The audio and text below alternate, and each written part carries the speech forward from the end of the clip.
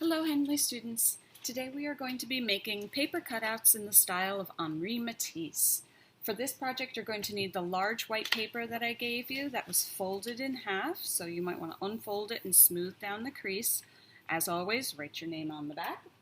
You are also going to need a glue stick, pencil, scissors, and of course the small construction paper that Mrs. Frullo handed out to you as well. On the small construction paper, you're going to get started by start to draw your shapes. You can use your pencil, you can trace things that are round. If you want to get a circle, that's perfect.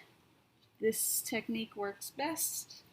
If you want to use a straight edge or a little ruler to draw your shapes, I like to draw things in the corners so that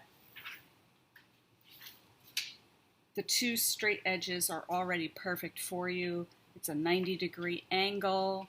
You just have to finish drawing the shape. That always works. Plus you have the rest of the paper to work with.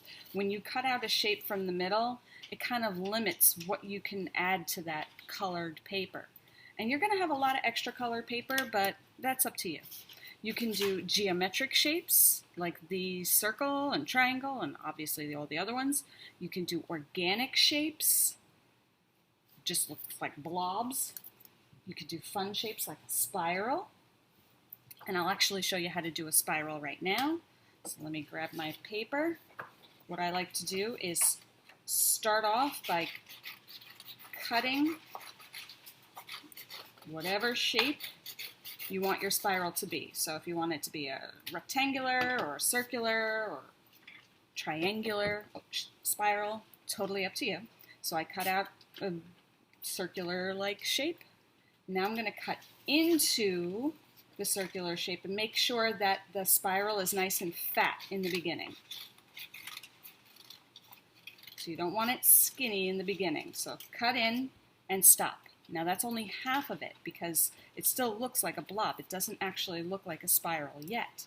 So now I'm going to go back to where I started, where I cut in, and I'm going to cut right in the middle of my spiral. Trying very carefully not to accidentally cut it off.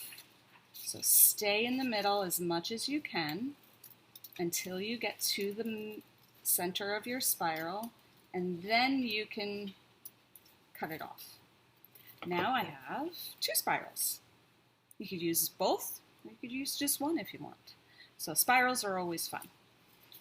When you're done, you're going to glue your shapes down. Feel free to overlap as much as you want. You can even use the scraps from your shapes.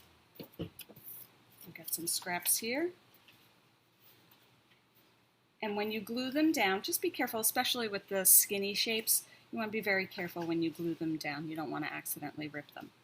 I like to always glue down on the side that has the pencil lines. I don't even know if you guys can see that, but this one has pencil lines on the top. So I put the glue on the side with the pencil lines so that when I flip it over, you can't see the pencil lines. Have a fun time creating your paper cutouts, or as Henri Matisse liked to say, drawing with scissors. I can't wait to see your creations.